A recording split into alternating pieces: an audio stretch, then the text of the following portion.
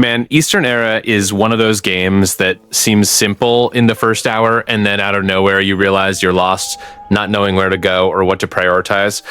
I've been there. I tried to brute force my way through several situations that I could have solved in a much smarter way, just because the game doesn't tell you what you really need to know. So I put together 10 tips I wish I had known sooner, things that actually make a difference, not that generic talk you've read everywhere else. If you want to enjoy Eastern Era the right way, stick around because it's worth it. I'm Matthew, and the video is about to start. If you feel like your disciples are taking too long to level up, the problem is probably right at the beginning of their training. First and foremost, every disciple needs to open their dantian, which is basically the awakening of their vital energy. Without this, there's no point in even trying to train internal skills, because it simply won't work. The process seems simple, but a lot of people skip this step and later wonder why their progress is stuck. To open the dantian, you need to build the arena, change the disciples' work schedule to cultivation, and let them accumulate XP in this mode. It's a time investment that pays off immensely, especially for the first disciples you recruit. The most common mistake is keeping everyone on regular jobs for too long without prioritizing this activation, and then your realm breakthrough becomes slower than it should be. Now comes the part that truly changes the game. You need to identify early on which disciple has a high affinity for combat and which one is better at support, like forging and gathering. Don't try to turn everyone into a warrior, or you'll waste training resources that are far too valuable for that. A disciple with a knack for crafting will yield much more if you focus on them as a support specialist rather than forcing them into a combat role. Specializing disciples according to their dantian is the kind of decision that seems small at first, but completely defines your base's efficiency in the late game. When you stop treating everyone the same and start respecting their natural affinities, your training resources really go a long way, and your realm breakthrough accelerates surprisingly fast. This is the kind of detail that separates those who fight against the game from those who flow with it. One of the things that impressed me most in Eastern Era is how powerful the work priority system is once you understand how it actually works. In the work menu, that red icon in the bottom left corner of the screen, you can set priorities from 1 to 4 for each task. Number 1 is the highest priority, and 4 is what the disciple will only do when there's nothing else urgent. It seems simple, but most people open this menu once and never touch it again, and that's a huge mistake. The secret lies in matching the right priority with the right specialist. If you have a disciple who is excellent at woodcutting with high stats for that role, it makes absolutely no sense to assign them to a priority 3 or 4 task. They need to be exclusively on level 1 and 2 tasks in their area, ensuring your best human resource is always focused on what they do best. The practical result of this is an absurd difference in production speed. When you stop wasting your best specialists on generic tasks and start protecting their time with high priorities, the yield of every resource increases in a way you can feel immediately. Wood, ore, food, everything starts piling up at a completely different pace, and suddenly you have surplus materials instead of always scraping by. This kind of optimization is what truly separates an efficient base from one that's always putting out fires. Take some time to review the priority menu for your specialist disciples and reallocate anything above a 2 to the more generic profiles on your team. It's an adjustment that takes less than 5 minutes, but has a direct impact on your realm breakthrough for hours and hours of gameplay. If there's one thing I learned playing Eastern Era, it's that the research tree can be your greatest ally or your biggest problem, depending on how you choose to advance through it. The natural temptation is to research everything in sight, but that's exactly what will leave you unprepared when the stronger beta invasions start showing up. The game doesn't give you enough advance warning, and when the threat arrives, you realize you spent time and resources on things that won't help you survive. The right path is this. After securing the basics of agronomy and earth structure, rush straight to Master Outfit, Combat Arts Eye, and Refined Metallurgy. This specific combination is what unlocks crossbows and iron and jade equipment, which are exactly what you need to withstand the heaviest waves of enemies. Reaching these 3 nodes before the stronger invasions hit is the difference between defending your base comfortably and scrambling in desperation trying to improvise with weak gear. A detail many people ignore is the fast forward button at the research table. It sounds silly, But using fast forward at the right times saves entire in-game days. And those days are incredibly valuable when you're racing to set up your power spike before the next threat. Don't sit around waiting for research to finish in real time when you can simply speed it up and use that saved time to organize other parts of the base. This forward planning in the research tree is the kind of advantage you only truly appreciate after you've lost an invasion due to a lack of proper equipment. Focus on the 3 nodes I mentioned, use fast forward smartly, and hit the battles with crossbows and iron armor in the right place. Your base will be much more solid, and you'll stop feeling like the game is always one step ahead of you. In the beginning, I treated building as a purely functional matter. Place the pavilion where there's space, stack the lofts next to it, and move on. And then, around the mid-game, disciples start getting unhappy, production drops, and sometimes someone even deserts and you're left wondering what happened. The issue is that the game has a much deeper morale system than it seems, and it's directly tied to how you design your base's spaces. The layout of pavilions, lofts, and relaxation areas directly influences the daily happiness of your disciples. A detail few people notice is that elements like the distraction rock and well-placed leisure areas make a real difference in morale, especially during periods of resource scarcity. When food is low or winter is harsh, it's these well-planned spaces that hold your team's happiness together and keep everything from falling apart. The practical tip here is to integrate food, shelter, and leisure into the same living zone and do it in an aesthetically pleasing way. It doesn't need to be complicated, but placing the resting area near the kitchen with a leisure element nearby creates an environment that the game directly rewards in the form of high morale. Think of it like a residential neighborhood inside your base. The more cohesive and pleasant it is, the better the mood of those living there. This attention to architecture is the kind of thing that feels optional until you experience the alternative. An ugly, disorganized base where disciples sleep far from their food and have no leisure spaces will punish you for that negligence exactly when you need peak productivity the most. Invest a little time in design early on, and you'll have a much more stable team and a base that can weather the tough times without the drama. One of the mechanics that surprised me the most in Eastern Era is how full the world around your base is of opportunities that most people simply ignore. Travelers, wandering heroes, and merchants spawn in the biome much more frequently than it seems, and the default reaction for someone in hyper-focused base building mode is to dismiss these encounters quickly to get back to managing the base. That's a mistake that costs much more than it appears in the long run. Whenever a visitor shows up offering to spar, accept it without hesitation. These friendly fights give your disciples XP, and the best part is that you don't spend any sect resources to do it.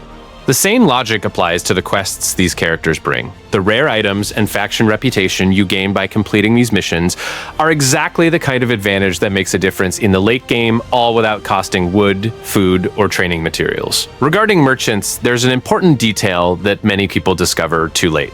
Never refuse a trade right off the bat, especially in the early game. It might seem like the deal isn't advantageous at that moment, but accepting these initial trade agreements opens doors to diplomatic alliances that have a real impact on your progression. Some of these alliances unlock access to exclusive resources and protection during invasions, things that no amount of money can buy later. Deep down, Eastern Era rewards those who pay attention to the world beyond the sect's walls. Treating every visitor as an opportunity for free growth is a mindset that completely transforms the pace of the game. While other players are bogged down trying to farm resources from scratch, you'll be accumulating XP, rare items, and political influence just for being welcoming to whoever knocked on your door. After hours of playing, there comes a time when you realize that two disciples at the same level can perform completely differently in combat. One dominates battles with ease, while the other struggles to handle enemies of the same tier. The difference almost never lies in how much you trained each one, but in how you combined their gear and skills. This is where the synergy system comes into play, and it's much deeper than the game openly explains. After opening the Dantian, your disciple is ready to learn internal skills, and that's when the decisions really matter. Every internal skill has an affinity with certain external techniques and specific types of mythical weapons. And when you nail that right combination, the damage and defense bonuses skyrocket in a way you immediately feel in battles. It's not a subtle percentage increase. It's the difference between a warrior who struggles against bosses and one who consistently dismantles them. The work here is to test and pay attention to the bonuses that pop up when you equip certain combinations. Some synergies favor aggressive styles, multiplying the damage of direct strikes, while others boost defense and resistance for disciples you want to use as frontline tanks. Understanding each disciple's fighting style before choosing their internal skill is what keeps you from wasting a mythical weapon on a build that doesn't capitalize on its potential. This system is what definitively separates a good disciple from an unbeatable one, and the best part is that it's available to any player willing to experiment a little. You don't need luck or absurd resources, you need attention to detail and a willingness to go beyond the basics. When you finally put together a perfect synergy and watch that disciple destroy enemies that used to be a nightmare, the feeling is one of the best rewards the game has to offer. When most people think about conquering rivals, their natural instinct is to amass warriors, upgrade gear, and launch a direct attack. That approach works, but it comes at a massive cost in resources and disciples that took you hours to develop. There's a late-game strategy that very few players truly explore, and it's far more elegant than just using brute force. Shadow diplomacy. The core idea is simple, but its impact is huge. Instead of declaring war on rival sects one by one, you use the diplomatic system to sow discord among them. This means fueling tensions, manipulating alliances, and letting your enemies destroy each other while you watch from afar with your base intact and your resources preserved. The game has actual mechanics for this, and once you learn how to use them, the map begins to completely reorganize in your favor without you spending a single combat resource. Timing is everything with this strategy. You don't intervene while factions are still strong, because jumping in too early puts you in the crossfire and squanders all the advantage you built by staying out of it. The right move is to wait for your rivals to wear each other down to the max, identify the exact moment they are at their weakest, and only then swoop in with full force. It's the difference between fighting a long, expensive war and making a surgical strike that settles everything at once. Ultimately, shadow diplomacy is one of the smartest ways to play Eastern Era, because it uses your enemy's ambition and aggression as a weapon against themselves. While other sects destroy themselves fighting each other, yours keeps growing, training, and preparing. When you finally step onto the scene, you aren't facing enemies at the peak of their power, you're reaping what you sowed with patience and strategy. One of the biggest mistakes I used to make was treating the starting map as if it were the only place that mattered. You spend hours optimizing your base, organizing disciples, tweaking work priorities, and suddenly you hit a progression ceiling that makes no sense. The tech tree stops advancing, the forge won't upgrade anymore, and agronomy reaches a limit that seems impossible to overcome. Almost always, the answer to this problem lies beyond the borders of your home territory. Sending disciples out to explore different biomes isn't optional in Eastern Era. It's a genuine requirement for progression. Snowy plains, dense forests, arid deserts, each of these environments hides rare plants and ores that simply don't exist on the starting map. It's these exclusive resources that unlock advanced agronomy and foraging technologies, things you'll never be able to research by standing still in the same place. The game was designed to push you out of your comfort zone. The practical part here is to assemble small exploration parties and send them to specific biomes fairly frequently. It doesn't have to be a massive expedition, but it needs to be consistent. Disciples with a knack for gathering perform much better on these missions, and putting them in this regular exploration role is a far smarter use of their time than leaving them to do generic tasks at the base, while valuable resources sit unexploited out in the world. The biome expansion mindset completely changes how you view the game. Eastern Era isn't just a base building simulator. It's a game about growing beyond your limits and seeking out what the world has to offer. When you start treating exploration as a priority, just as important as training and building, your tech unlock rate accelerates in a way that makes it feel like you were playing on hard mode for no reason. If you want your base to be self-sustaining in the long run, the research table needs to be working around the clock. No exceptions. A lot of people only use it when they need to unlock a specific technology and then forget about it for entire in-game days. That's a habit that seems harmless at first, but it will cost you dearly later on when you realize you're behind on the agriculture tree and lacking the resources needed to advance. The cycle that actually works is simple. Keep the research table generating research papers continuously, and combine that with the wild plant observation mechanic the game offers. When you use the Observe button on plants you find around the map, you gradually unlock the Advanced Agriculture menu, which is where essential crops like wheat and cotton are located. Without this menu unlocked, your food and material production will hit a ceiling that starts bottlenecking everything that relies on those raw materials. The detail that speeds all of this up is the fast forward. Using the fast forward button while the research table is processing and your disciples are in the plant observation cycle saves an absurd amount of real world time. There's no reason to wait in normal time when you can speed up these processes and use that saved time to make other important decisions around the base. This research and observation cycle is one of the most underrated systems in Eastern Era, precisely because it runs in the background without drawing attention. But when you stop and look at what it unlocks over time, you realize that your sect's sustainability depends directly on how much you invested in it early on. Those who keep this cycle active from the start reach the late game with a base that feeds itself, supplies itself, and grows on its own while you focus on combat and expansion.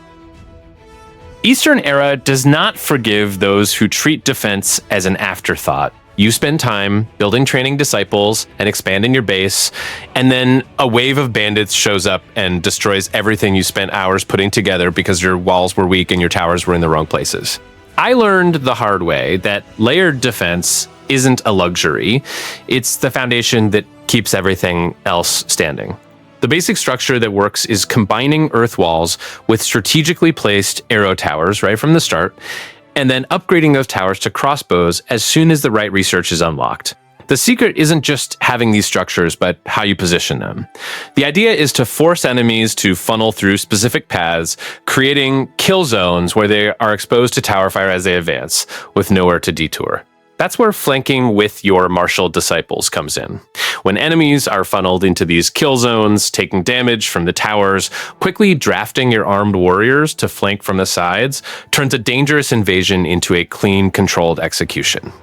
This combination of towers covering the front and disciples attacking from the flanks is the meta against bandits and invasions at practically every stage of the game. What makes this strategy so powerful is that it doesn't rely on having the best warriors or the most advanced gear. It relies on planning and understanding that the terrain is a weapon just as important as any sword or crossbow. When you stop building defenses randomly and start thinking about how the enemy is going to move, your base stops being a target and starts becoming a trap.